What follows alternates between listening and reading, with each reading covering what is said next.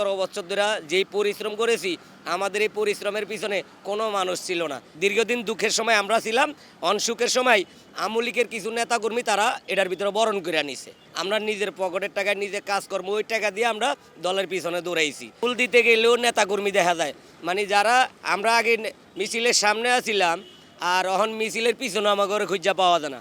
আমি কৃষক দলে আছি। 5 আগস্টের আগে আমরা জেল খাটছি এবং 5 আগস্টের পরও জেল খাটছি, শুধু মাদকের বিরুদ্ধে প্রতিবাদ করার কারণে।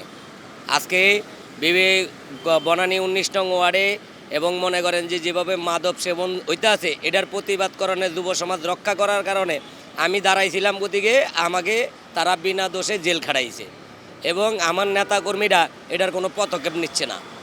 আমি তাদের কাছে এত বলার পরও তারা পদক্ষেপ নিচ্ছে না। আমি গত 6 মাস জেল খেটেছি। আমি বোঝেন সাধারণ একজন সহসভাপতি হইয়া আমি যে এতটা কষ্ট করেছি, তা আমার ফ্যামিলির কি অবস্থাটা হয়েছে, অথচ আমার নেতাকর্মী মহানগর সেন্ট্রাল তারা কোনো পদক্ষেপ নেয় না এবং এই জিনিসটা নিয়ে আমার অনেক হয়রানি করছে এবং সেই মামলা বর্তমানে আমি এখনও হাজিরা দিতে আছি। তাহলে তারা এই মাদকের ব্যাপারে কোনো অভিযোগ নিচ্ছে না এবং থানারা বলে কি যে আমরা এগুলো ধরতেছি, কিন্তু তাদের নাকের ডগায়ে এইসব ধরনের মাদক বেচা কিনা চলতে আছে, অথচ তারা সামনে দিয়ে আইতে আছে, তাদেরকে কিছুই বলতে আছে না।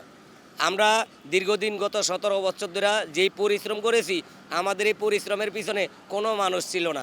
আমরা নিজের পকেটের টাকায় নিজে কাজ করবো, ওই টাকা দিয়ে আমরা দলের পিছনে দৌড়াইছি।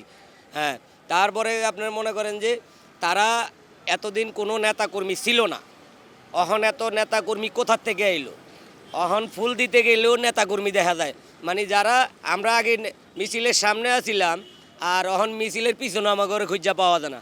কারণ একটাই কারণ, অহন নেতাকর্মী তাদের অভাব নেই।